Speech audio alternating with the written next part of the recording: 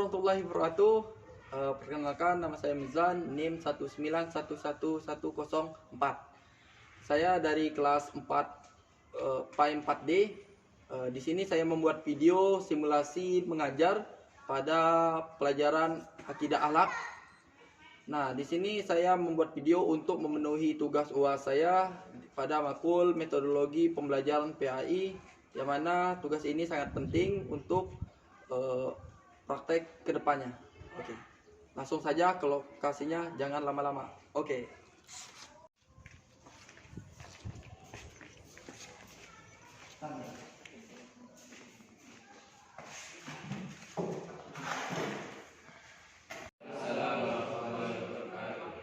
Apa kabar semuanya? Alhamdulillah baik.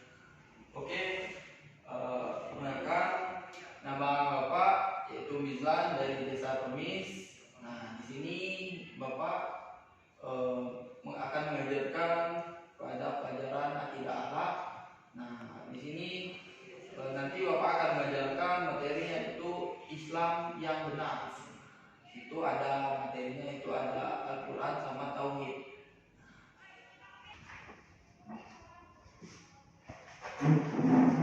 Oke, pada kali ini ada 2 subbab dan Tauhid.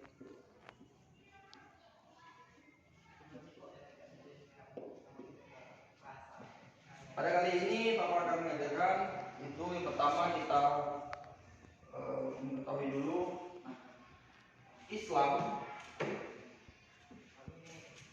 muncul ini pada masa orang Arab itu sedang mengalami kekacauan yang sangat hebat, yaitu minim sekali akhlak yang mengajarkan tentang kebaikan. Nah, dia ini sering berkelahi, sering berperang, sering membunuh orang secara. Orang Arab ini sering sekali berperang, yaitu apalagi bunuh. Nah, dalam sejarah itu dikatakan bahwa orang Arab itu benci kepada anak laki-laki. Kenapa? Karena mereka ini takut nantinya dalam ramalan itu akan muncul seorang laki-laki yang menggemparkan atau akan mengubah dunia. Siapakah yang dimaksud? Ada yang tahu? Ada yang tahu siapakah anak yang dimaksud dalam ramalan itu? Ada yang tahu? Siapa? Pintar. Dalam kitab Injil dijelaskan bahwa nantinya akan ada seorang anak laki-laki yang akan mengubah dunia. Dijelaskan di situ yang bernama Ahmad. Kalau dalam kitab Injil itu dikatakan Ahmad, di situ bukan Muhammad. Tetapi Ahmad dan Muhammad itu memiliki arti yang sama.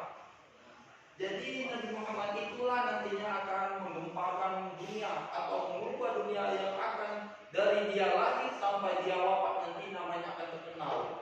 Itulah yang menjadi suri tauladan bagi umat-umat Islam.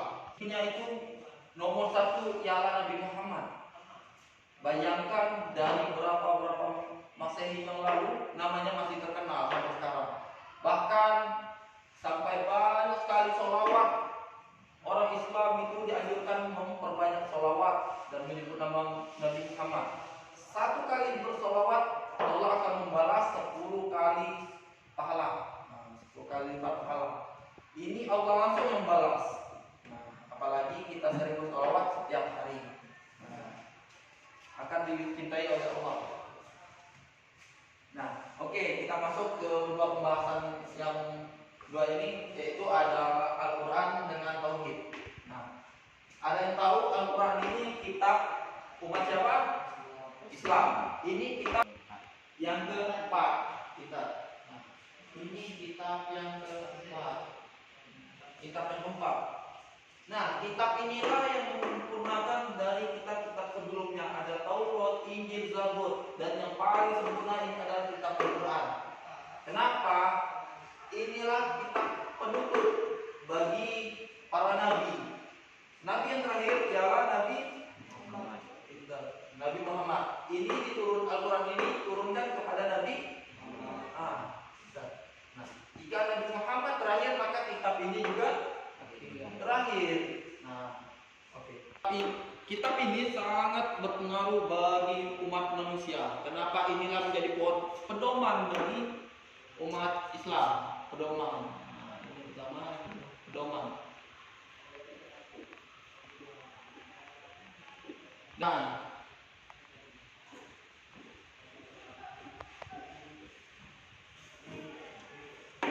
Al-Quran itu dianjurkan bahwa kita dianjurkan untuk bisa menguasai bahasa Arab.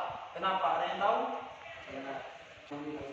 Pintar sekali. Nah, untuk mempermudah memahami Al-Quran, ayatnya ditulis dengan bahasa apa? Arab. Nah, jadi kita dianjurkan sebenarnya itu untuk mengetahui bahasa Arab supaya untuk mempermudah tadi.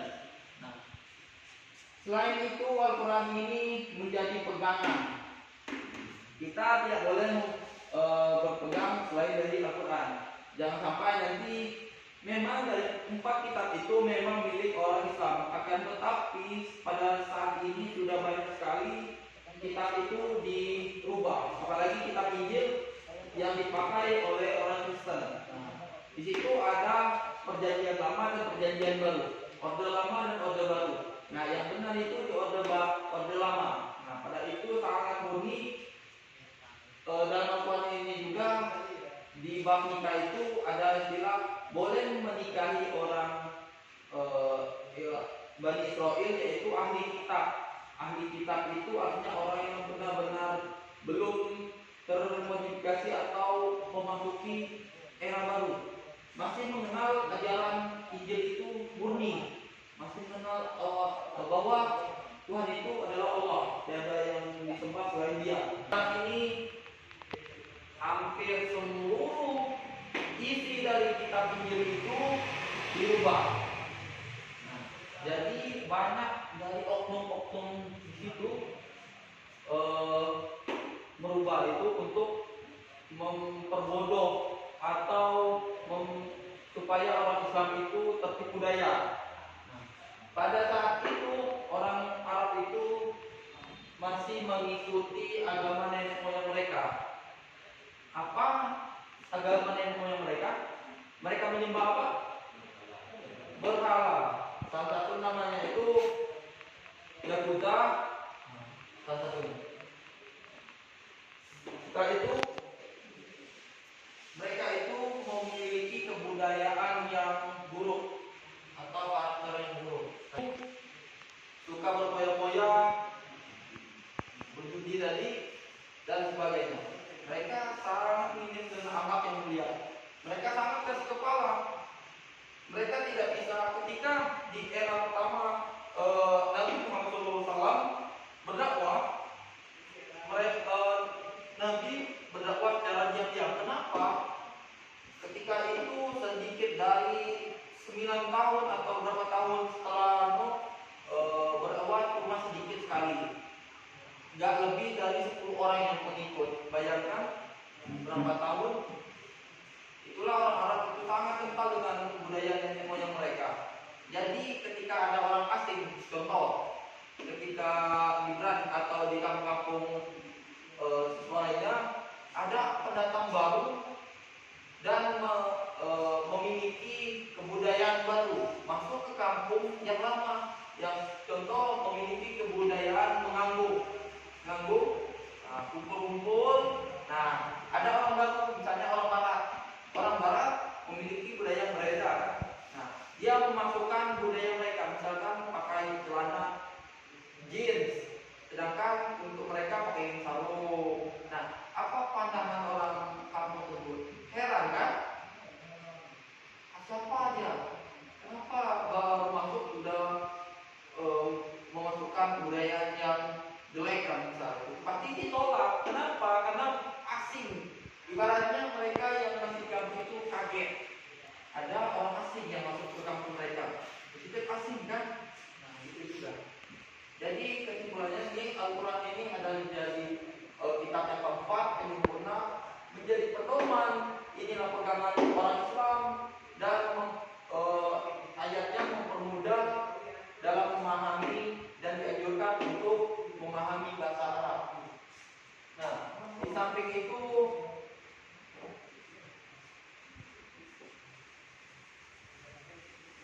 Tidak lupa diiringkan tauhid.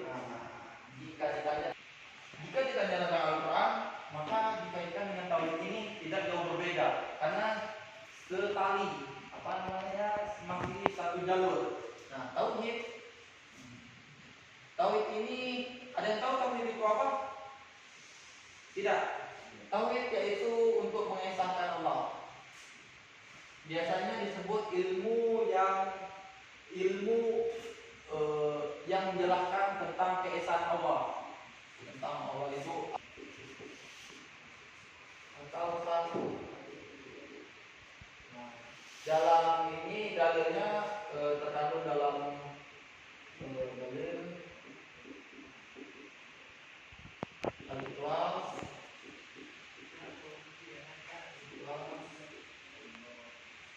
dua An-Nahl.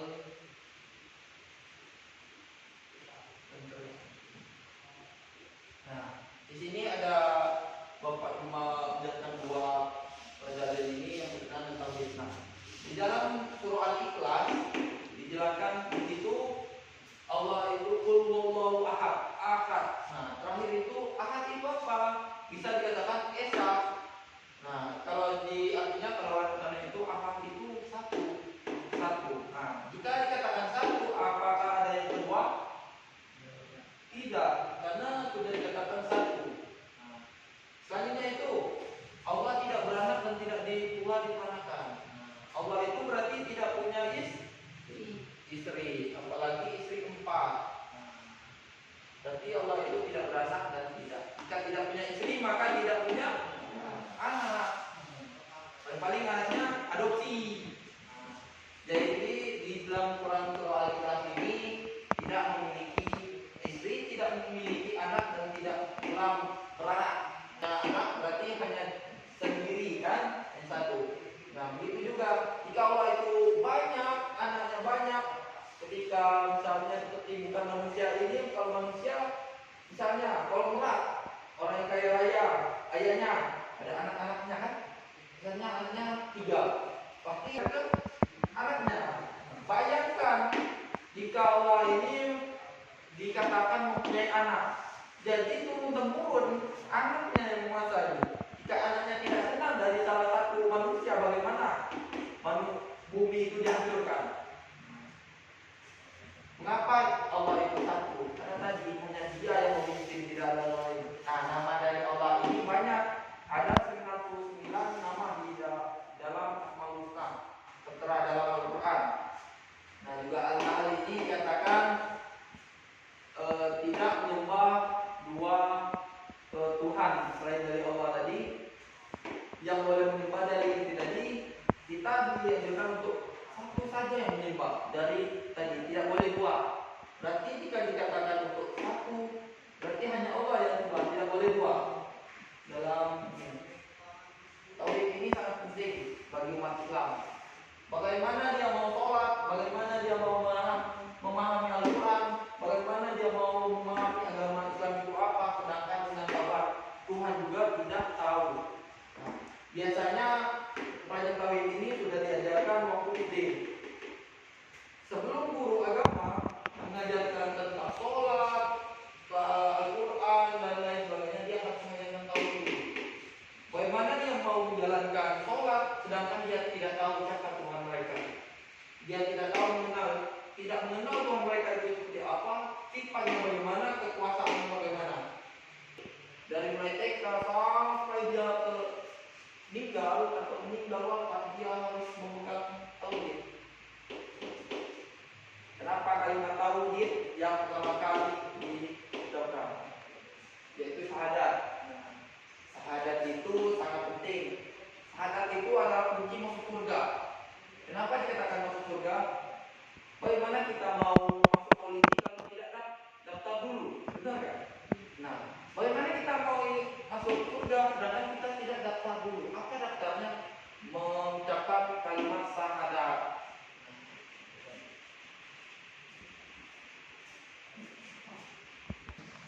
Ada yang kurang paham atau sudah mengerti? Ada yang mau ditanyakan? Sudah paham? Oke. Oke, berarti sudah cukup. Semoga yang apa yang Bapak ajarkan tadi bermanfaat. Nah, kalau ada yang baik-baik dipraktekkan, jika ada yang salah dari Bapak tadi jangan diikuti, apalagi dipraktekkan, apalagi diamalkan, nggak boleh. Yang kebaikan itu boleh diamalkan, sedangkan yang buruk itu ditinggalkan. Oke. Itu saja penyampaian dari Bapak tadi, semoga bermanfaat. Bapak tutup dengan melafazkan alhamdulillah. Assalamualaikum warahmatullahi wabarakatuh. Terima kasih telah menyaksikan simulasi mengajar tadi di mata pelajaran akidah akhlak, yang mana semoga apa yang telah ditonton tadi bisa bermanfaat bagi saya sendiri maupun para penonton atau orang lain. Saya pamit. Wassalamualaikum warahmatullahi wabarakatuh. Sampai jumpa.